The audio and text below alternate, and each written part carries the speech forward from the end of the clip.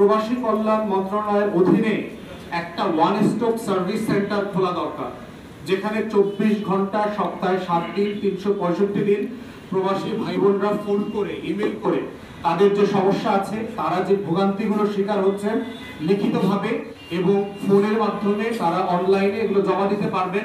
এবং এটা একটা সার্ভিস দেবার একটা ডেডলাইন থাকতে হবে, 3 দিন 7 দিন 10 দিন। এর জন্য যত সার্ভিস দরকার স্থানীয় প্রশাসনকে ইনভলভ করে, ডিসিকে, এসপিকে, ওসিকে, টিএনওকে ইনভলভ করে সেই সেবাটা এনশিওর করতে হবে ওয়ান স্টপ সার্ভিসের মধ্য দিয়ে। এই জন্য যদি আইনের কোনো সংশোধনী প্রয়োজন হয়, যদি কোথাও একটা দুইটা ধারার প্রয়োজন হয় পরিবর্তন করবার, সেটা আপনারা করেন, করে প্রবাসীদেরকে এই সেবাটা নিশ্চিত করেন। দ্বিতীয়ত আমাদের মধ্যে আমরা দেখতে পাচ্ছি যে প্রবাসীদের এয়ারপোর্টের হয়রানির ব্যাপারটা। এয়ারপোর্টে কদিন আগে দেখেছেন যে আপনার ইউরোপ থেকে একটা পরিবার আসছে, তাদের সাথে ওখানকার সিকিউরিটির মারামারি পর্যন্ত ধস্তাধস্তি হয়ে গেছে। প্রশ্ন হচ্ছে যে যে কোনো ব্যক্তির সাথে আপনার একমত দ্বিমত হতে পারে, হাতাহাতি মারামারি রক্তারক্তি পর্যন্ত এখানে যেতে হবে কেন? এটাতে একটা মেজার, একটা প্রোটোকল থাকতে হবে যে আপনি যে কোনো খারাপ আচরণ কিভাবে ডিল করবেন, প্রবাসীদেরকে সম্মান কিভাবে দেবেন। কয়েকদিন আগে দেখলাম একটা প্রবাসী কর্নার করা হয়েছে, খুবই সুপারফিশিয়াল। এগুলো সিম্পলি মানে সেলফ সার্ভিং এবং এতে কোনো বেনিফিট হবে না প্রবাসীদের, বরং প্রবাসীদের সেবা দেওয়ার বাস্তবতা করা দরকার। অ্যাম্বাসিগুলো থেকে প্রতিনিয়ত আমরা যে অভিযোগগুলো পাই, পাসপোর্ট রিনিউ করার আবেদন করা হয়েছে, পাসপোর্ট পাচ্ছে না, এনআইডি করবার জন্য আবেদন করা হচ্ছে, এনআইডি পাচ্ছে না, জন্ম সনদ, মৃত্যু সনদ, তারপরে ইনহেরিটেন্স সার্টিফিকেট, এই সকল ডকুমেন্টেশন করার জন্য বারবার বলা হচ্ছে। স্থানীয় দূতাবাসগুলো সিম্পলি তাদেরকে 2 পয়সার মানুষ মনে করে না। পার্টিকুলারলি যারা মালয়েশিয়াতে আছে, মধ্যপ্রাচ্যে আছেন, তাদেরকে অ্যাম্বাসির কর্মকর্তারা মনে করে আমার দেশের চাকর বাকর, সিম্পলি চাকর বাকরের মতো ট্রিট করে। তো যেই দূতাবাসের কর্মকর্তা কর্মচারীরা চাকর বাকরের মতো আমার রেমিটেন্স যোদ্ধাদেরকে ট্রিট করে, প্রবাসী ভাই বোনদেরকে ট্রিট করে, তাদেরকে ইমিডিয়েটলি ডিসমিস করে দেয়। তাদেরকে প্রয়োজনে শাস্তির আওতায় আনতে হবে, কারণ তার টাকায় আমার শ্রমিকরা চলে না, শ্রমিকের টাকায় সে চলে, তার বেতন দেওয়া হয়। অতএব কে কার সেবক, কে কার কর্মচারী, সেইটা আমাদেরকে পরিষ্কার করে বুঝতে হবে। এই জন্য আমাদের পক্ষ থেকে পরিষ্কার দাবি হচ্ছে, রাষ্ট্রদূতদের মাধ্যমে স্থানীয় দূতাবাসগুলো আছে সেগুলোকে দালাল এবং দুর্নীতি মুক্ত করতে হবে। অধিকার এবং মর্যাদা ফিরিয়ে নিয়ে আসার জন্য এটা খুবই বড় শর্ত, দালাল এবং দুর্নীতি মুক্ত করতে হবে। প্রবাসী ভাই বোনদেরকে আমরা বলেছি, আপনারা আমাদেরকেও জানান, গণমাধ্যমকে জানান যে কোন কোন দূতাবাসে কোন কোন কর্মকর্তা কর্মচারী আপনাদের সাথে খারাপ ব্যবহার করছে, নাম, পরিচয়, পদবি সহ আমাদেরকে জানান। আমরা এখানে পররাষ্ট্র মন্ত্রণালয়, তারপরে প্রবাসী কল্যাণ মন্ত্রণালয়ের মাধ্যমে এই জিনিসগুলোর ব্যবস্থা কিভাবে নেওয়া যায় সেগুলো নিয়ে আমরা কথা বলবো, কাজ করব।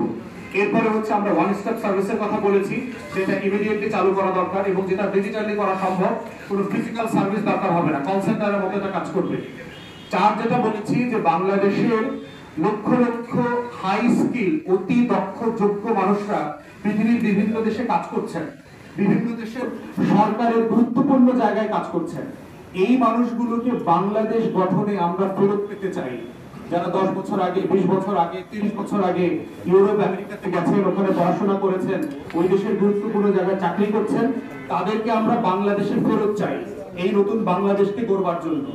এই ফেরত পাওয়ার পিছনে একটা বড় মানে অন্তরায় হচ্ছে আপনার দ্বৈত নাগরিকত্বের একটা বাধা আছে বাংলাদেশে। আপনারা জানেন যে বাংলাদেশে গুরুত্বপূর্ণ পদে দ্বৈত নাগরিকরা চাকরি নিতে পারবেন না, কোনোভাবে ইনভলভ হইতে পারবেন না, এরকম বাদ দেয়া আছে। ধরেন জাজ, সুপ্রিম কোর্টের জাজ হইতে পারবেন না বলে দেয়া আছে। এখন ইংল্যান্ডে যে আইনজীবী ওখানকার কোর্টে জাজ হয়েছেন, এমন একজন বাংলাদেশি যদি বাংলাদেশে সে জাজ হতে চায়, আমরা তো চাইবো দেশের স্বার্থে সে বাংলাদেশে আসুক, বাংলাদেশকে সেবা করুক, বাংলাদেশের জন্য সে অবদান রাখুক। কিন্তু সে কেন আসতে পারবে না? কারণ সে ডুয়াল সিটিজেন। বাংলাদেশের লক্ষ লক্ষ মানুষরা সারা দুনিয়াতে ওই দেশের নাগরিকত্ব নিয়েছে। ওই মানুষটার টাকা ভাল লাগে আপনার, ওই মানুষটা দেশে এসে হলিডে করে, আপনার দোকানে গিয়ে খায়, একটা বাড়ি করে, প্লট কেনে, ফ্ল্যাট কেনে, এতে আপনার অর্থনীতির উন্নতি হয়, কিন্তু তার অবদানটা আপনি নেবেন না।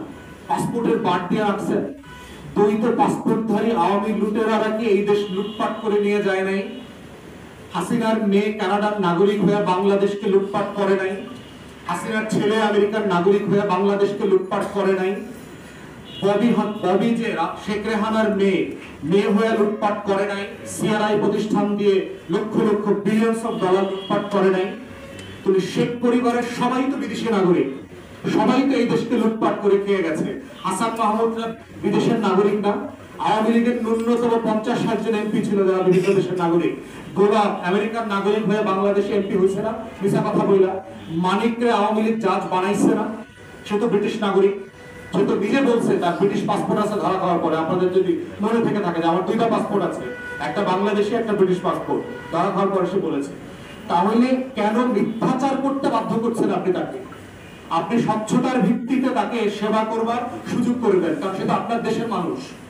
সে একটা বাস্তবতার কারণে ওই দেশে থাকে, ওই দেশের নাগরিক এখন, কিন্তু সে তো বাংলাদেশি না, এই জায়গা তো আপনি বলতে পারবেন না। তাই এবং আমরা দেখেছি ইতিমধ্যে ইউনূস সরকার কিন্তু বিভিন্ন দেশ থেকে বাংলাদেশের যোগ্য দক্ষ লোকদেরকে ডেকে নিয়ে এসছে, বিভিন্ন জায়গায় তাদেরকে দায়িত্ব পালন করতে দিয়েছে। এবং আমরা চাই এই দক্ষতাটা দেশের জন্য আরো বেশি আসুক, আরো বেশি আমরা তাদেরকে কাজে লাগাই। বাংলাদেশি হাজার হাজার ডাক্তার, বিশ্ববিদ্যালয়ের প্রফেসর যারা ওইসব দেশে আছেন, তারা বাংলাদেশে বিশ্ববিদ্যালয়ে এসে বিনামূল্যে পড়াতে চান, এখানকার হাসপাতালগুলো বিনামূল্যে সেবা দিতে চান, সার্জারি করতে চান, অপারেশন করতে চান, কিন্তু আইনের অনেক বাধ্যবাধকতা আছে। তাই ওনাদেরকে যদি আমরা উৎসাহিত করতে চাই, আমাদের পক্ষ থেকে আমরা পরিষ্কার দাবি করছি, বাংলাদেশি নাগরিক হওয়াটাই বাংলাদেশের যে কোনো পদ ভুল করবার জন্য এনাফ। এরপরে যদি সে আরো 5টা দেশের নাগরিক হয়ে থাকে সমস্যা নাই। সংস্কার কমিশনের দায়িত্ব নিয়েছে একাধিক ব্যক্তি, তারা বিভিন্ন দেশের নাগরিক। এতে তো আমাদের দেশের কোনো ক্ষতি হয়নি। তারা তো বাংলাদেশকে সংস্কার করবার জন্য দিনরাত পরিশ্রম করেছেন, সুপারিশ দিয়েছেন, বাংলাদেশকে বদলে দেওয়ার জন্য কাজ করছেন।